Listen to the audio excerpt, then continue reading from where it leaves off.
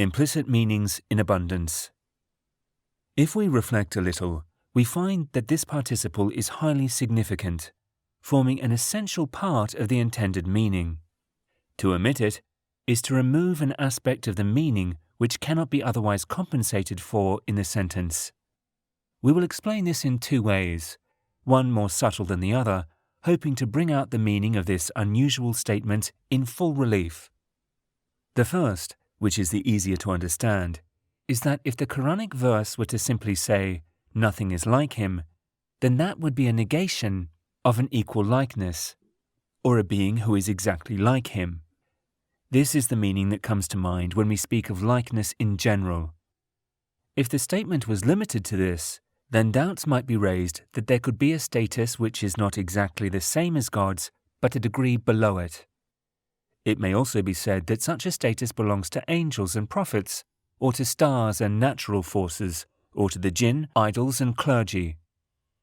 This would give such beings a similarity to God in his ability or knowledge, or a share in his creation or rule.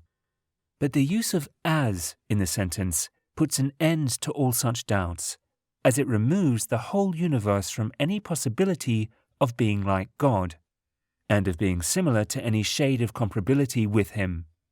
It is as if the verse is saying, there is nothing which has any quality that brings it in any similarity with God, let alone it being similar to him in reality. This is a case of highlighting what is inferior in order to stress what is superior. A similar case is the divine order prohibiting the use of any words of offense when speaking to one's parents. Should one or both of them attain to old age in your care, never say to them or chide them, but always speak gently and kindly to them. Chapter 17, verse 23. This is an express order prohibiting the slightest offense, which means that a greater offense is even more strictly prohibited.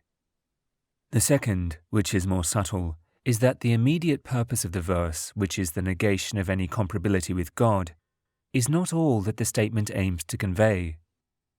It would have been sufficient to state that negation by saying, "Naught is like God," or "There is nothing like God." But while the verse aims to emphasize this fact, it wants at the same time to draw our attentions to the logical argument that proves it. If we wish to describe a certain person as having a good character and say, "He is neither a liar nor miserly," we are simply making a statement without adding anything to prove it. But if we say, "Such a person is neither a liar nor miserly," we are not referring to a person similar to him and free of such unbecoming behavior. Indeed, our statement in this case adds a universal proof of the absence of such qualities in his character. It denotes that a person with his fine qualities and benevolent character cannot be either a liar or a miserly. His good character will simply not admit such defects.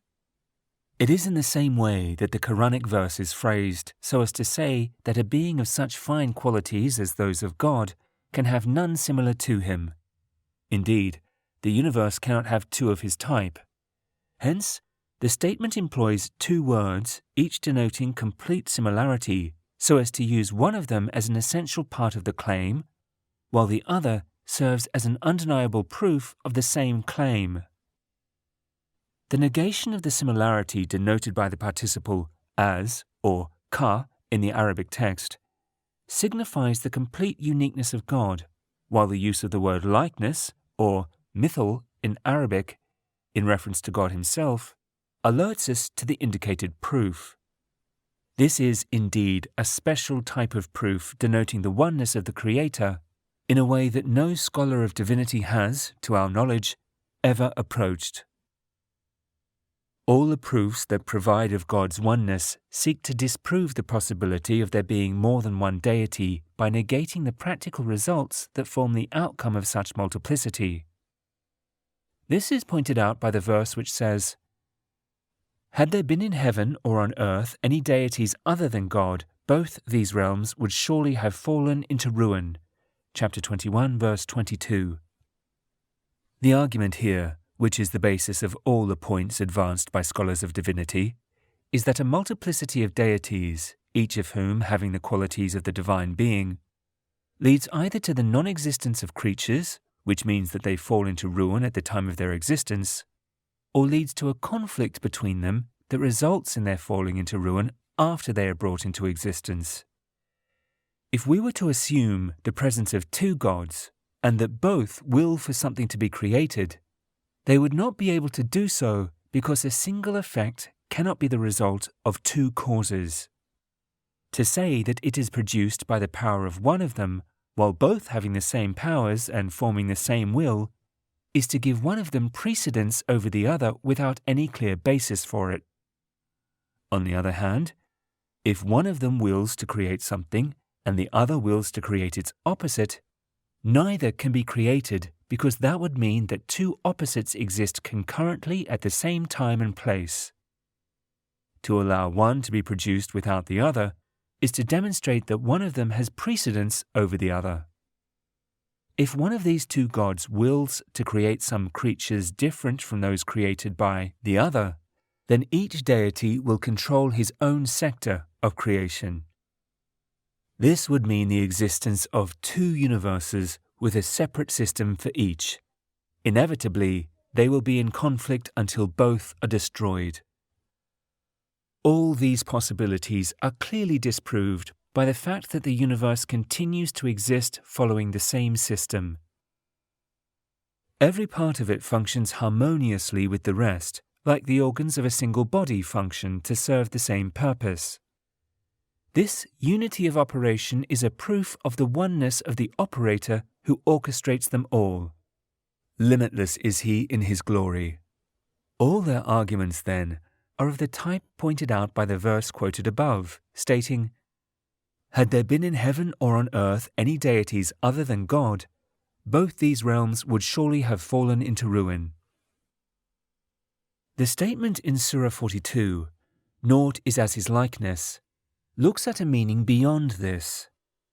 It negates the very possibility of there being more than one God, regardless of any effects that such multiplicity produces.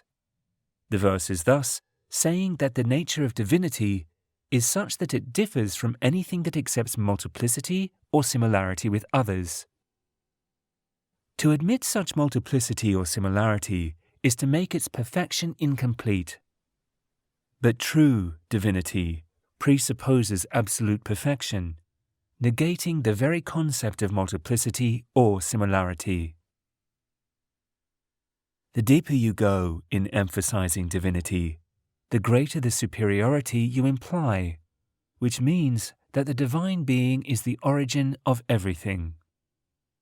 It is he who is the originator of the heavens and the earth, chapter 42, verse 11. You also emphasize that he is in full control of everything. To him belong the keys of the heavens and the earth, chapter 42, verse 12.